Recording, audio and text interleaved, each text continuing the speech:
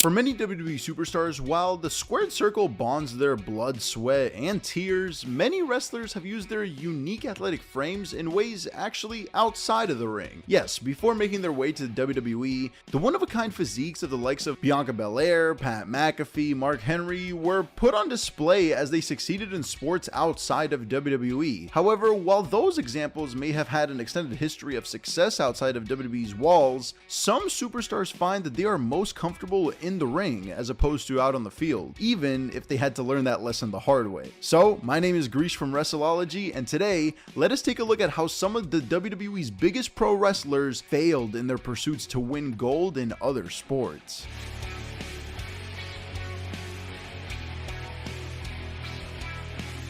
But before we dive into the failures of these athletes, I find it only appropriate to begin talking about the biggest name in WWE today, Roman Reigns. After all, Roman proved that no matter how badly you fail at a sport, that you could still reach the top, as he currently sits as the tribal chief. On the football field, however, Roman's destiny looked to be spelled in trophies rather than championship belts. After playing football in high school, even managing to be named Defensive Player of the Year by the Pensacola News-Journal in his senior year, it was clear that Roman had a knack for physical competition. If his extensive wrestling family wasn't proof enough of that, of course. So from high school, Roman continued his football pursuits as he went off to college to play defensive tackle for Georgia Tech. There, his stock only grew through more impressive performances. He proved to be a powerhouse in college, earning 40 tackles, 2 recovered fumbles, and 4.5 sacks to make his first team All-ACC honors. No wonder the guy uses a freaking spear as his finisher, considering how dominant he's been with that move out of the ring. So from there,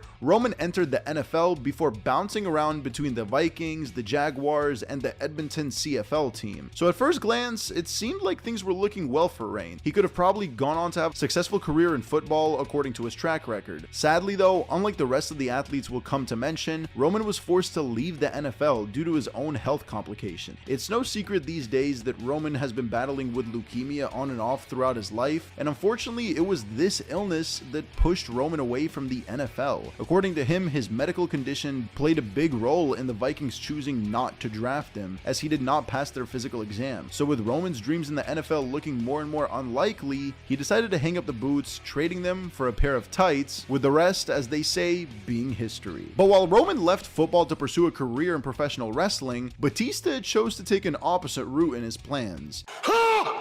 After becoming a household name in WWE, winning multiple world titles across his career, Batista quit the company in 2010, stating that he just wasn't a fan of the company's direction that it was going in, and the animal chose to find a new challenge in the form of MMA. Batista is a rare example of someone who actually succeeded in WWE before ever approaching something like this. And because of Batista's lack of physical experience outside of WWE, it was clear that he was walking into this challenge as the underdog. Not only had he not had any real MMA training before this endeavor, get it, but he was also entering this sport at a much older age than he realistically probably should have. Sure, this guy's built like a tank, but Batista was walking into this dangerous world in his 40s. Compare that to many of the other fighters in the UFC, many of whom typically sit in their 20s and 30s following years of experience, and fans were nervous to see how the animal would fare locked in a cage with a warrior. However, Batista did seem to take every precaution needed to have the best and most rewarding experience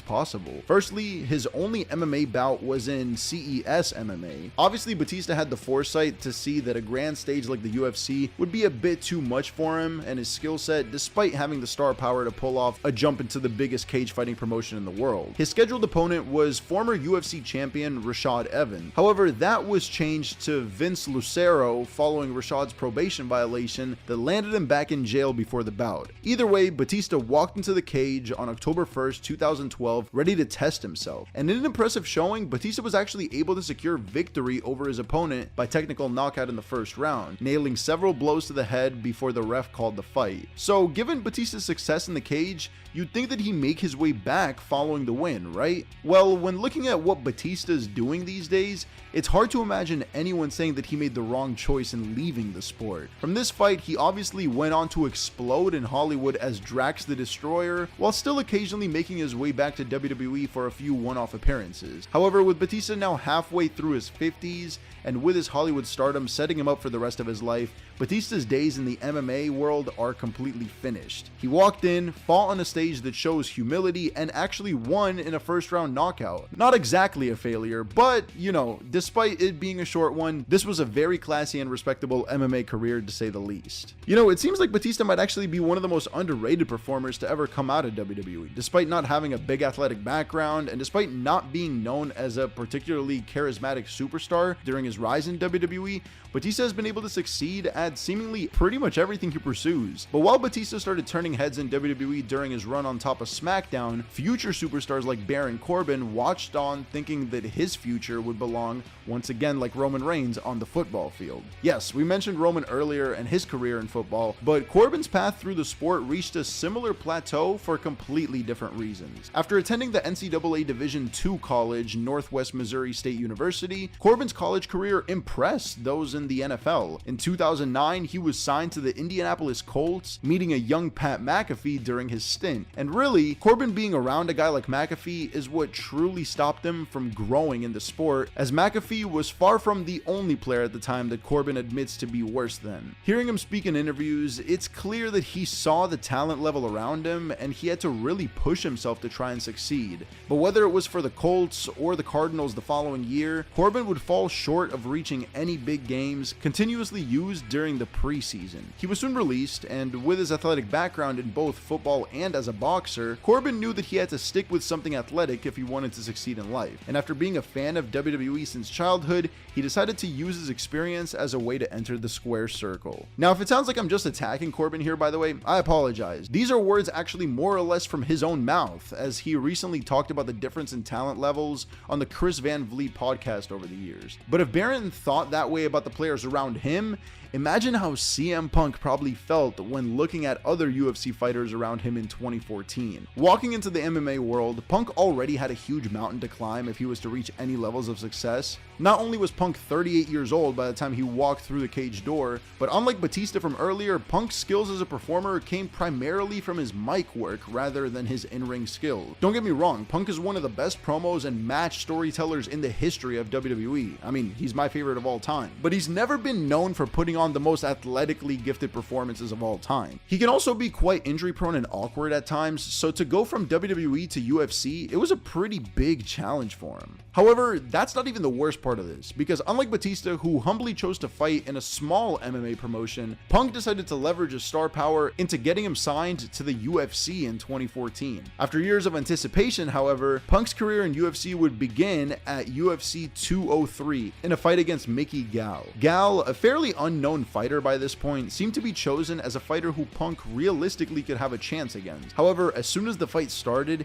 it was clear that Punk had bitten off more than he could chew. In 2 minutes and 14 seconds, Punk submitted to a rear naked choke, yet he still earned a massive payday for the underwhelming performance. This rubbed a lot of people the wrong way, as most people with the same experience as Punk would probably get around 5 figures for a loss like this. For Punk, it was $500,000 simply due to his name value. MMA fans turned on Punk, who responded with only positive comments about the experience, so positive in fact that Punk would end up returning to the octagon at UFC 225. There, in 2018, Punk would have quite an embarrassing contest against Mike Jackson. Going the entire 3 rounds, Jackson seemed to take pleasure in toying with Punk, eventually winning the fight via unanimous decision. Even Dana White himself said that he hoped Punk retired following the fight, which he did before leaving the UFC and approaching a new challenge in AEW. Ironically, Punk would leave that company as well, following another fight involving another Jackson or two. That is before eventually making his epic return to WWE at Survivor Series 2023. But while Punk may have had a legendary return at the event, The Undertaker would make an equally legendary debut at Survivor Series decades prior. However, what many don't know is that the ever tall and imposing figure of the Dead Man was used outside of the ring as well, on the basketball court. You see, in the 80s, Taker competed in college basketball basketball as a member of the Texas Wesleyan University Rams, impressing many European coaches. A contract was in place for him as well to make $80,000 a year, which in 1985 money is the equivalent of a little over $230,000. Not bad for a young star fresh in college. While training at the gym for this huge opportunity,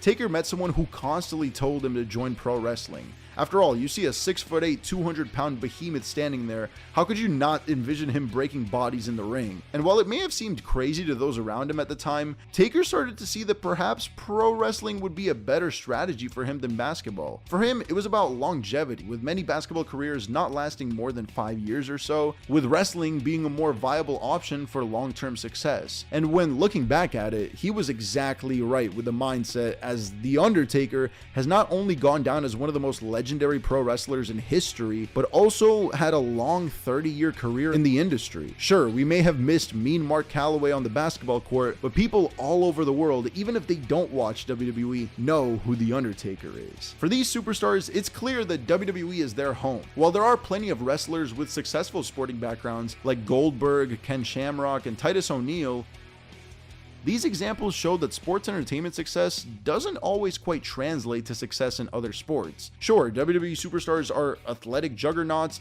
but that doesn't always mean that they can use that athleticism successfully outside of the squared circle. But when looking back at the names we mentioned here, it's hard to say that they really ended up in a bad place because of it. Think about the names we mentioned: Roman Reigns, Undertaker, Batista, CM Punk. These are all former WWE champions with legendary careers. So take this as an inspiration that even if you feel like the path you're going is doomed to fail, that doesn't mean that you can't take the tools you've learned on this path into a new one. Because who knows, while you may be stuck on the sidelines in one place, you could be a global icon in the other. Thank you so much for watching, and subscribe if you enjoyed.